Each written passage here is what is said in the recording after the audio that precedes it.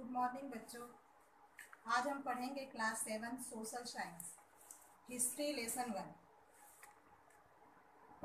Chapter 1 India and the world. India मतलब भारत और संसार। हम अब इसमें भारत और संसार के बारे में, या विश्व के बारे में पढ़ेंगे। इसमें सबसे पहले 4 पॉइंट दिए हुए हैं। इन 4 पॉइंट के ही बारे में बताया गया है लेसन में। हम सबसे पहले फर्स्ट पॉइंट पढ़ेंगे।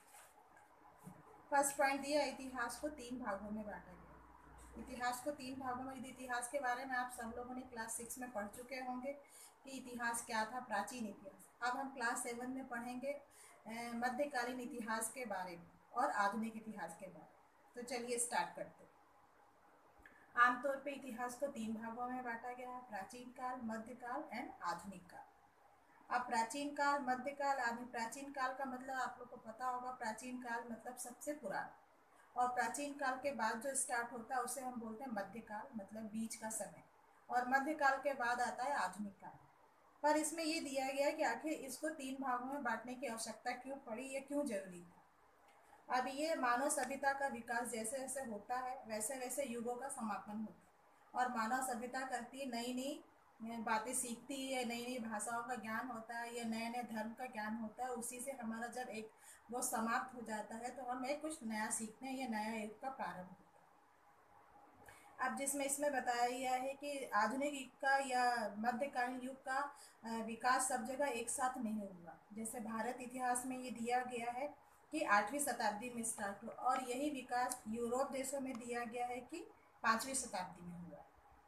हाँ, मिडिवल पीरियड मतलब जो मध्यकालीन युग है उसको भी कितने भागों में बांटा गया है? 2 भागों में बांटा गया है। एक पहले का मध्यकालीन युग और एक बाद का मध्यकालीन। पहले का मध्यकालीन युग कब से स्टार्ट हुआ है? ये हुआ है 13वीं शताब्दी से लेकर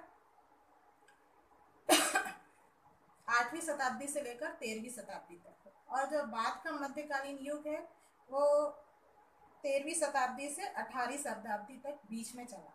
अब पहले का मध्यकालीन युग क्या होता है? मतलब जैसे प्राचीन युग जैसे खत्म हुआ और नया युग स्टार्ट हुआ, तो वो हुआ मध्यकालीन के शुरू का समय। और जब जैसे ही मध्यकालीन खत्म हुआ तो वो हुआ उसके बाद का समय। अब मध्यकालीन युग में ऐसा था कि हमारे देश में उस समय मानव सभ्यता ने जो नए नए धर्म के लोगों को अपनाया या धर्म के बारे में सीखा, या तो उसको उन्होंने अपनाया और उससे उनको नया एक धर्म मिला या नई भाषा का ज्ञान हुआ जिसको उन्होंने सीखा, और जो हमारे वो अभी तक चला आ रहा है। हम आधुनिक में जो कुछ भाषाएं और कुछ ज्ञान हमें जो मिला है वो मध्यकालीन से ही चला आ रहा है। अब इसमें दिया हुआ सोर्सेज, मध्यकालीन के जो सोर्सेज है उसको हम कैसे पाएंगे, मतलब कैसे पता चलेगा हमको किस स्रोतों के द्वारा, वो हम इसको कल पढ़ेंगे।